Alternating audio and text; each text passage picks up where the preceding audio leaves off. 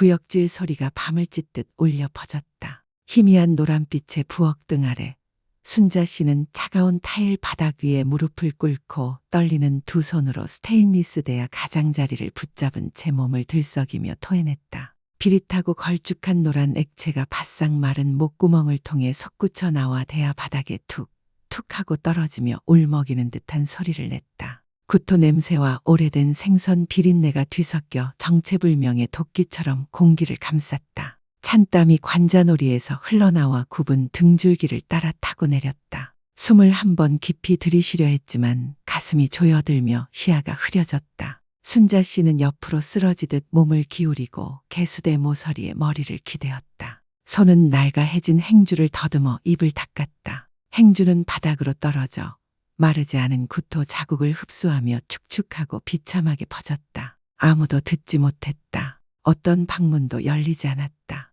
이 고급스러운 3층짜리 집안에는 오직 시계 초침 소리와 남은 힘을 붙잡으려 애쓰는 한 노인의 거친 숨소리만이 맴돌았다. 다음 날 아침 햇살이 부엌 창을 통해 들어와 색이 바랜 타일 바닥을 비추었다. 부엌은 한결 깨끗해져 있었다. 순자 씨가 어지러운 몸을 이끌고 1시간 넘게 정리했기 때문이다. 하지만 공기 속엔 여전히 묘한 냄새가 남아 있었다. 무언가 썩어가는 듯한 비릿하고 은근한 냄새. 민지는 계단을 내려오며 피곤한 얼굴로 하품을 하더니 인상을 찌푸렸다. 세상에, 이 냄새 뭐야, 엄마? 코를 틀어막으며 짜증 섞인 목소리로 말했다. 아침부터 또 뭘 끓이신 거예요? 개수대 쪽으로 다가간 민지는 구석에 놓인 스테인리스 대야와 급하게 구겨져 있는 더러운 행주를 보자마자 얼굴빛이 어두워졌다. 진, 가족 다 힘들어져.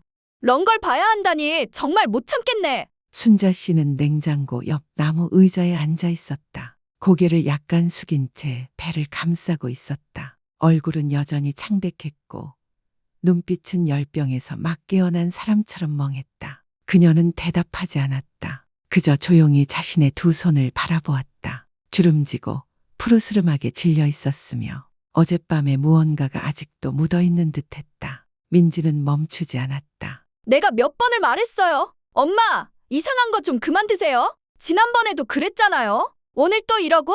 엄마 혼자만 힘든 게 아니라니까요. 가족 다 힘들어져요. 칼처럼 날카로운 목소리가 귀를 후벼 팠다. 순자 씨의 배는 말없이 경련을 일으켰고 가슴 아래엔 묵직한 통증이 일었다. 하지만 그녀는 반박하지 않았다. 이럴 때 맞서면 더 상황이 무거워진다는 걸 알고 있었다. 그녀는 그저 조용히 고통이 지나가기를 기다렸다. 창밖으로 아침 햇살이 시든 박넝쿨 위로 비쳤다. 한때 그녀가 정성껏 식사를 준비하던 부엌은 이젠 그녀의 숨결조차 짐이 되는 낯선 공간이 되어 있었다. 구토 소리는 가정의 평온을 위협하는 존재로 취급됐다. 아직 오전 8시도 되지 않았지만 그녀는 이미 하루를 다 살아버린 기분이었다. 아직 오전 8시도 되지 않았지만 그녀는 이미 하루를 다 살아버린 기분이었다. 그녀는 손으로 지탱하며 천천히 일어났다. 돌덩이처럼 무거운 발걸음을 옮겨 1층 복도 끝 작은 방으로 향했다.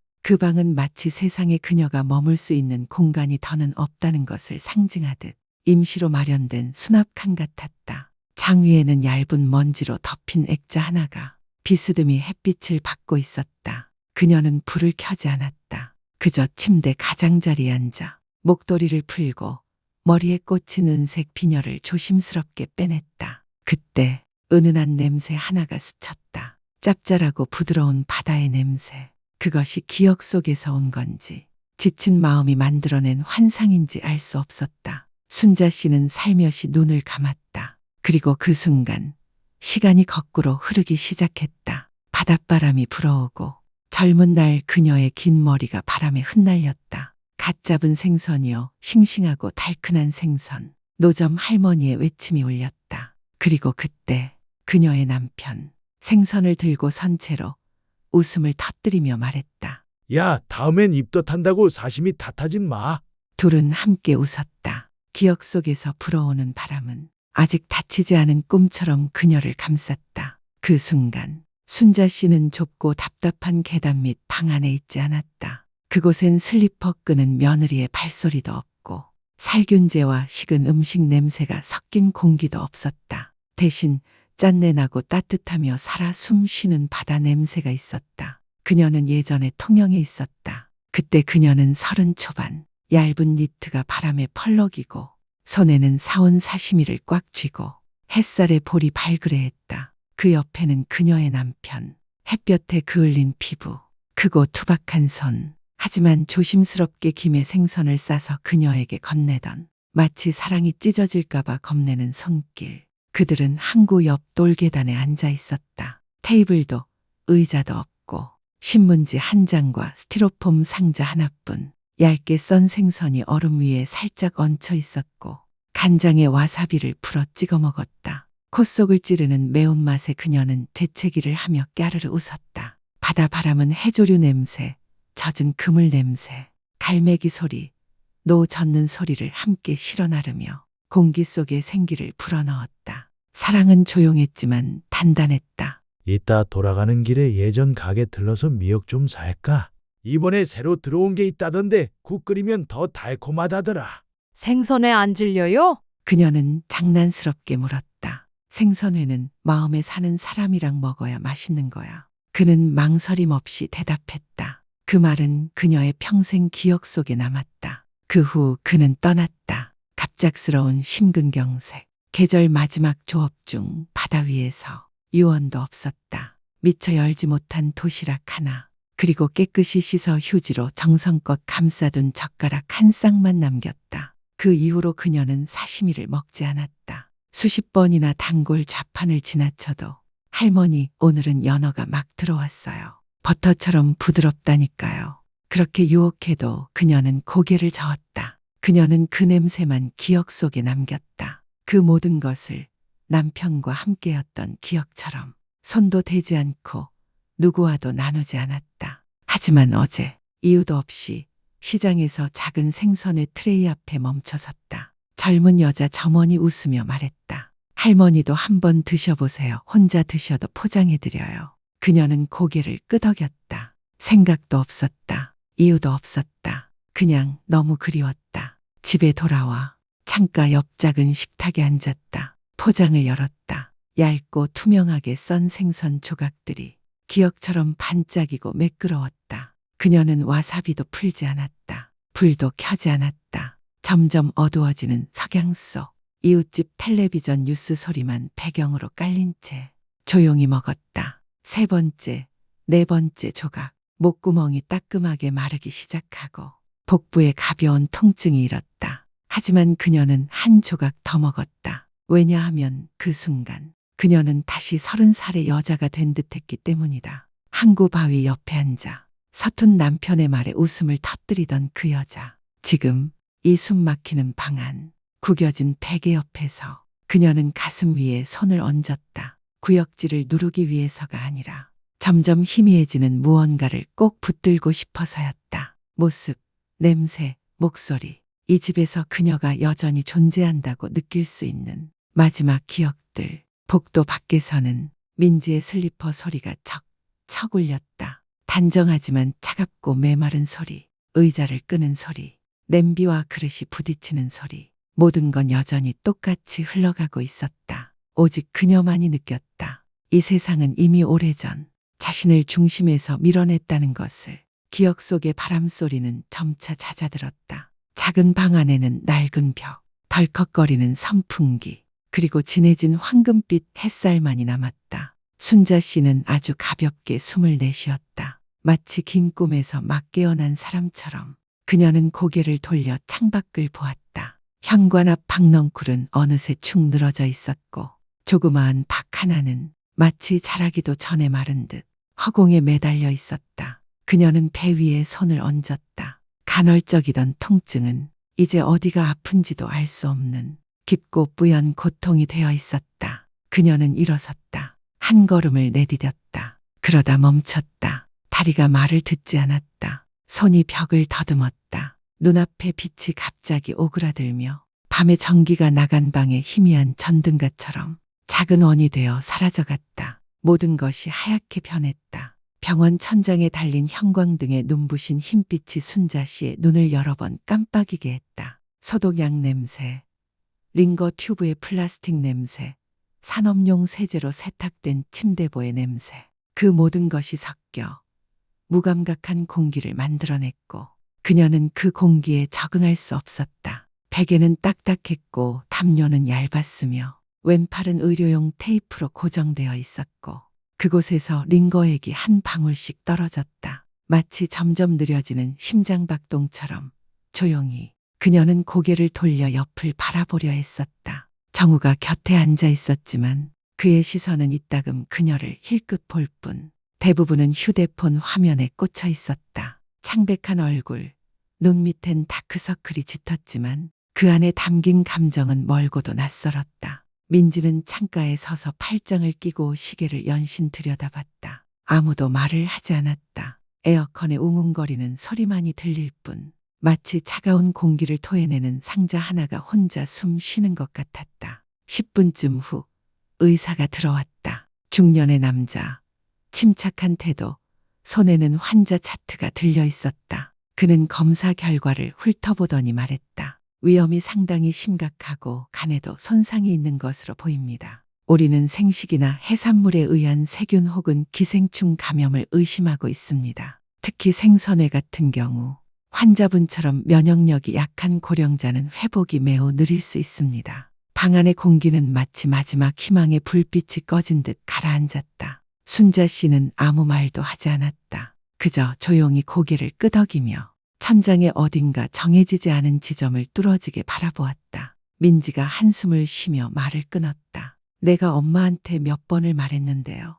회는 절대 먹지 말라고, 길거리 음식도 안 되고, 혼자 요리도 하지 말라고. 결국 어떻게 됐어요? 이제 가족 모두가 이 일로 정신없게 돌아야 하잖아요. 정우는 고개를 숙인 채 이마를 문질렀다. 아무 말도 하지 않았다. 어머니 편을 들지도 않았고 무슨 잘못이냐 묻지도 않았다. 그저 모든 것이 당연한 결과인 듯 침묵했다. 그녀는 모든 말을 들었다. 한 글자, 한 글자. 마치 차가운 물방울이 얼굴을 때리는 듯. 엄마 아프지 않으세요? 라고 묻는 사람은 없었다. 왜 혼자 회를 드셨어요? 엄마도 따뜻했던 기억을 다시 느끼고 싶으셨던 건 아닐까? 그렇게 생각해보는 이도 없었다. 오직 비용, 책임, 시간에 관한 질문뿐. 이제 누가 엄마 돌봐? 나 유나 등하교 데려다줘야 해. 시간제로 간병인 써야 하나? 보험 처리되려나? 며칠 입원해야 하는데 이틀이나 사흘 정도는 내가 시간 낼 수 있을 듯. 간호사가 들어와 링거를 교체하는 소리조차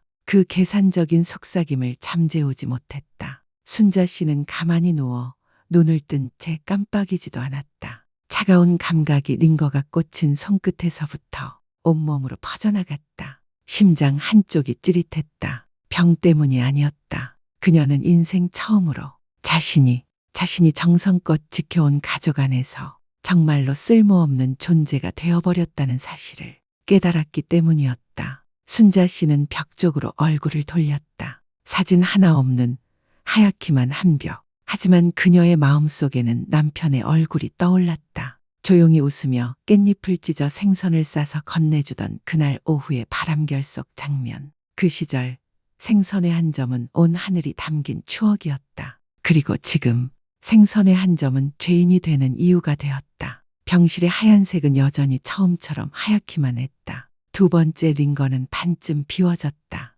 순자 씨는 더 이상 손이 차갑다고 느끼지 않았다. 아마도 몸 전체가 점점 식어가고 있어서일 것이다. 방 안에는 이제 아무도 없었다. 민지는 전화를 받으러 나갔고 정우도 서류 좀 더 챙겨올게요. 라며 뒤따라 나갔다. 남은 건 오직 그녀와 점점 간격을 두고 똑딱이는 링거 방울소리. 어딘가를 향해 조용히 닫혀가는 시계 소리 같았다. 순자 씨는 눈을 감았다. 잠이 드는 건 아니었다. 그저 이 하얗고 공허한 공간을 더는 바라보고 싶지 않았을 뿐. 그때 병실 문이 아주 조용히 열렸다. 작은 손이 살짝 커튼을 밀어 올렸다. 그녀는 아직 고개를 돌리지 않았지만 먼저 느낀 건 향기였다. 연한 라벤더 향이 풍기는 보랏빛 머리끝 냄새. 간호사도 민지도 다른 어른도 아니었다. 유나였다. 병실 커튼이 아주 살짝 흔들렸다. 이번엔 간호사도 바람도 아니었다.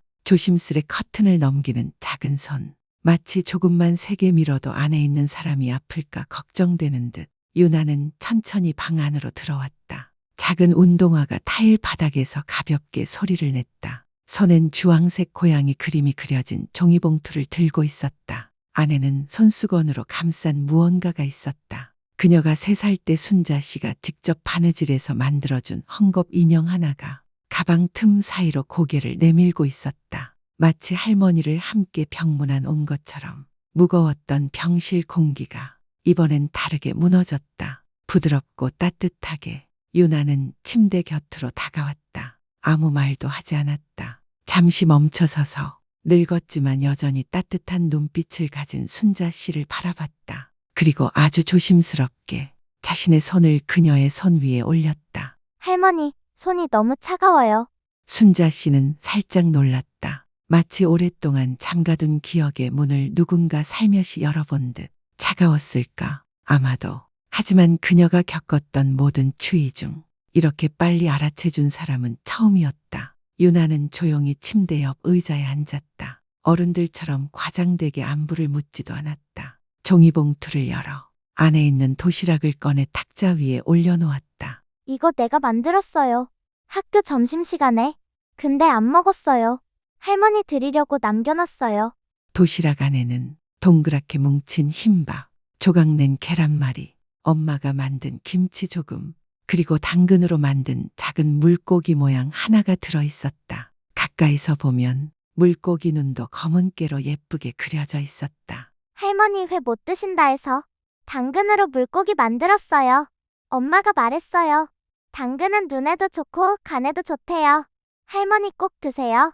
유나의 목소리는 크지 않았지만 순자 씨의 마음 깊은 곳까지 울려 퍼졌다. 마치 오래된 균열 속으로 스며드는 물처럼 말라버린 감정을 다시 적시는 따뜻한 감촉이었다. 엄마가 전화하는 거 들었어요. 할머니가 생식 드시고 배탈 났다고. 속상했어요. 할머니가 미운 건 아니에요. 그냥 다음엔 뭐 드실 때 저도 같이 먹자고 불러주세요.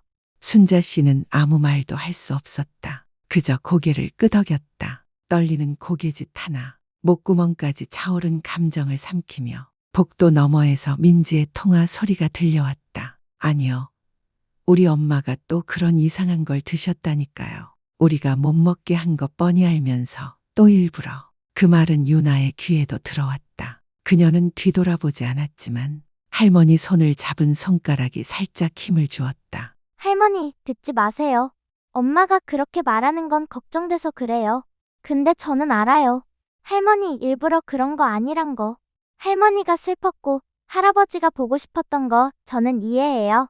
순자 씨는 처음으로 느꼈다. 설명하지 않아도 괜찮은 순간을 해명할 필요도, 얌전한 어머니, 좋은 시어머니, 의무에 갇힌 여자가 될 필요도 없는 시간. 이 아이 앞에서 그녀는 그저 자신이면 되었다. 그리고 수년 만에 처음으로 그녀가 먼저 유나를 안았다. 힘은 약했지만 마음은 가득 담긴 포옹. 마치 삶이 남긴 마지막 따뜻함을 꼭 붙잡고 싶은 듯. 밖에서는 병원 스피커가 방문 시간 종료를 알렸다. 하지만 이 방 안에서는 그 누구도 이별을 원하지 않았다. 그 누구도 상대방을 홀로 남기고 싶지 않았다. 잠시 후 민지가 문을 열고 들어왔다. 한 손에는 여전히 휴대폰이 들려 있었다. 하지만 그 순간 그녀는 멈췄다. 눈앞에 펼쳐진 장면, 주름진 얼굴, 지친 어머니가 유나의 어깨에 기대어 있었고 유나는 할머니의 손을 꼭 잡은 채